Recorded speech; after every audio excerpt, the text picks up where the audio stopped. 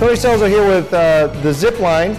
We have Lance Neuhauser with the Ecosystem, a new technology company just launched here. How long ago, Lance? Just over a year ago. Just over a year ago. Now, tell us, you guys are doing Facebook Drives for high-end consumer brands, and you're actually converting those drives into productive transactions for those brands, right? Yeah, that's spot on. How'd you come up with creating this company? So I've been in the digital world for about 12 years, product.com boom and bust, I like to say, and saw some patterns and trends emerge over the years. In '99, it was all about go get me some ad impressions and everything will be okay. And we saw what happened in 2001 after that. And then in 2004, it was go get me listed on Google #1, only to realize that that wasn't the holy grail. And then again in 2009, we started seeing people talk about fans. Go get me more fans. And ultimately, we knew that the conversation was going to shift, that it was going to be not just about the volume of fans, and not even about the value of a fan at a specific moment in time. It's going to be about how you maximize the value of that connection over time. And so that's where we started looking toward the future and building technology that helped bridge the data gap that's missing between web activity and social web activity. So right now, people are coming to a site, they're interacting with that site, but they don't always engage by giving an email or giving permission for that brand to connect to them.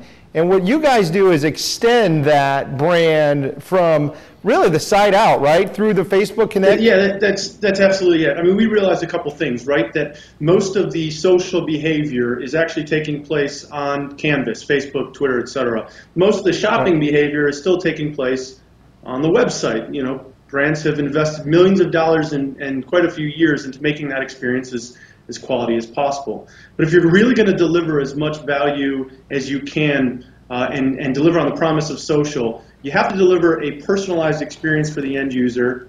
And if you do it the right way and you have the right infrastructure behind it, you can actually maximize yield management for the end marketer.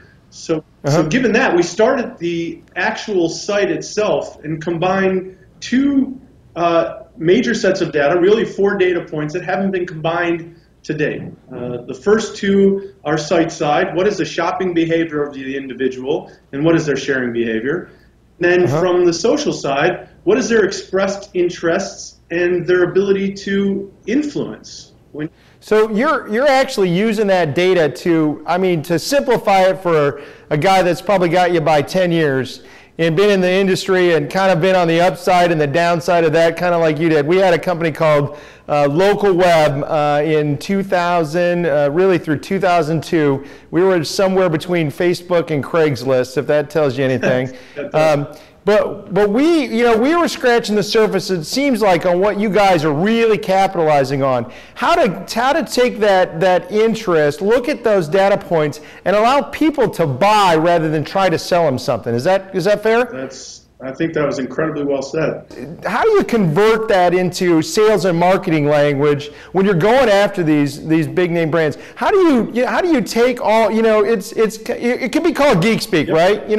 How do you take that and get the meetings that are with these Fortune 500 brands? How do you get the interest for them? Yeah, so you touched on quite a few good points, right? On the one side, we were struggling as an organization for a little while to figure out who it is we should actually be talking to. When we mention the word social, now most of these big brands have someone who's dedicated to social.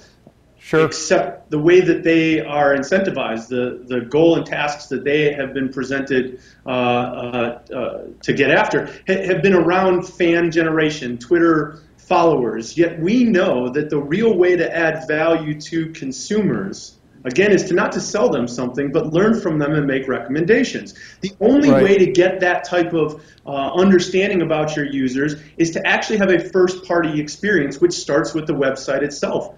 But if you're going to install something on the website to enhance a user experience, it's not the social person that has control over installing that. It's the head of the website, the e-commerce owners. So we had to your exact point, speak about our business differently. We had to demonstrate how what we actually do can drive sales today. It can justify marketing costs today. And oh, by the way, e-commerce site owner, you're going to do a solid for your social media counterpart because you're going to get access to a whole new slew of data and the ability to have opt-in communication with a whole new set of customers. And Lance, I think since I started talking to your cohort in crime there, Andrew, one of the things that's so powerful about your value proposition is the pay-for-performance model. Yep. It is a no-brainer. It is so easy to make an introduction. If I've got a first-degree relationship with a brand manager, a director of marketing, a VP of sales and marketing, and I'm going to talk to them about why they should even pay attention to yet another web play that is trying to leverage social and integrate into Facebook Connect, and they all kind of get that eye roll going. And I say to them, hey, you guys, this is how they build their model. It's a pay-for-performance model. You just got to have the traffic to play. That eye roll turns into a raised eyebrows, right? And it allows that can opener meeting to start. How do you, knowing that your value proposition is that good, okay, and you could really sell to everybody, who is your ideal client? What are your dream clients? You know, we have 67,000 people in our database that we're going to get this in front of. Who do you think would be ideal for you to go after right now? So no doubt, it took us a while to understand the answer to this question, but we feel like we know the clients that receive the most value from the work that we're doing today. It's absolutely e-commerce companies that are getting north of 250,000 monthly unique visitors and are selling more than a single product. Okay. So they've got a product tree, if you will, or a product ladder that once they buy one, they can upsell and sell more products. Give me an example of that ideal client. Cabela's, J. Crew. You know, your brands that, again, fit that need, but also have the opportunity where social information, social connections enhances the experience for the user themselves. Products like sporting goods, retail, these things are talked about. They're shared amongst friends and groups. So a lifestyle brand that is really speaking to a way of life. They've aggregated this tremendous traffic. They're selling all kinds of products around a lifestyle. Whether like Cabela's is a great example of that, right? Go on. I was just going to do a quick math exercise as to how we got there. Sure. Yeah. How did you get there? I'd love to hear it. So on the one side, we're seeing a lot of these brands say to themselves, "We got to go out and acquire these social connections." They're spending anywhere from a couple dollars to $5 to get someone to authenticate or become a fan of their brand. But there's a little issue in that they don't know if those fans ever come back to their website, ever make a purchase, and impact the brand from a bottom line perspective. Whereas when we start looking at some of these major brands out there, they're getting 400, 500,000 people visiting their site every month, and they only have about 50,000 fans. There's a huge gap there, 450,000 people, of which our data, as well as the latest studies that came out, show 80% of people shopping on e-commerce sites actually have a Facebook or Twitter ID. Which means you've got 360,000 people coming to your website that are part of a social network and not yet your fan, and you're going out and you're trying to attract fans on a canvas without knowing if these people ever come back. Why not use the dollars that you're spending on fan acquisition to give to your consumers for an opportunity to actually make a purchase, and then know who's actually the user segment that's most valuable to you? You might find out that it's completely different than what you thought. Yeah, Lance, it's all about getting that 20% that produces the 80% to produce twice as much, right? I mean, that's why I really fell in love with your guys' company from the get-go. We're getting the 8-minute call here. We got 2 minutes to wrap. Where do you see the trend in the future for your technology? Where does it really? What really gets you excited? Obviously, you got the passion to really fire and get this, to get ahead of this and to create a company from scratch here. And what the team that you guys are putting together and the technology is really impressive. Where do you see the future going?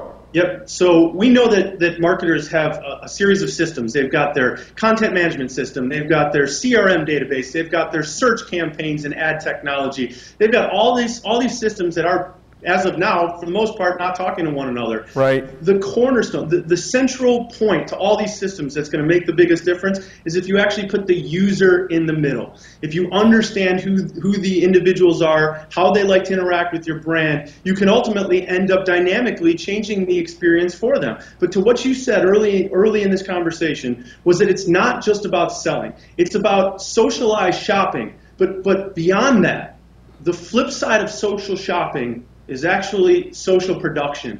When your consumers start telling you how much inventory they can move on your behalf, when they start telling you the products and services they absolutely want to see, so you never have to overstock. You can match the right product at the right time to the right user with the right experience. This is absolutely where things are going, and yes, I'm totally excited by it. Lance Neuhauser, you've been on the Zipline, man. We love having you. Hey, one last question before I let you go. Google +1, is it worth my time or not? It is to get in early. Wait for it. 18 months out, it's going to make all the difference in the world. The company's URL is the ecosystem. If you're a world-class Fortune 500 brand, you better get on the bandwagon because they're taking slots right now. Thanks for having me on the show, brother. Thanks for having me. All right, appreciate you.